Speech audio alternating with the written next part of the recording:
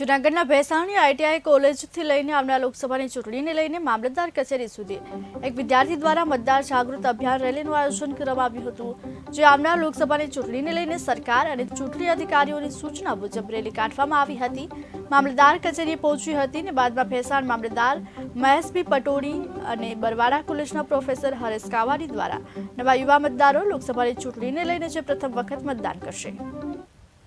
આજરોજ ચૂંટણી આયોગની સૂચના અનુસાર મતદાર જાગૃતિ રેલીનું આયોજન કરવામાં આવે, જે મુજબ આઈટીઆઈ ભેસાણથી મામલતદાર કચેરી ભેસાણ સુધી વિદ્યાર્થીઓ દ્વારા મતદાર જાગૃતિ રેલીનું આયોજન કરે અને સ્લોગન સાથે રેલી યોજવામાં આવે। છેલ્લે મામલતદાર કચેરી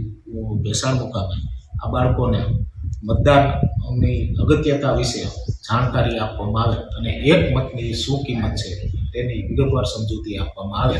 અને યુવાનો વધુને વધુ મતદાન કરે, મતદાનના દિવસે મતદાન માટે સમય ફાળવે, આજુબાજુના લોકોને મતદાન માટે પ્રેરિત કરે। આઈટીઆઈ ભેસાણના અમારા આ વિદ્યાર્થીઓ સાથે આજે મતદાતા જાગૃતિ અભિયાનના એક ભાગરૂપે વિદ્યાર્થીઓમાં મતદાન અંગેની જાગૃતિ આવે અને યુવાનોમાં, મહિલાઓમાં વધુને વધુ મતદાન થાય એ માટેના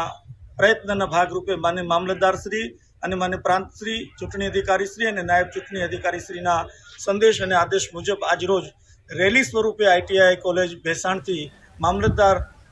ઓફિસ ભેસાણ સુધી આ રેલી કાઢી।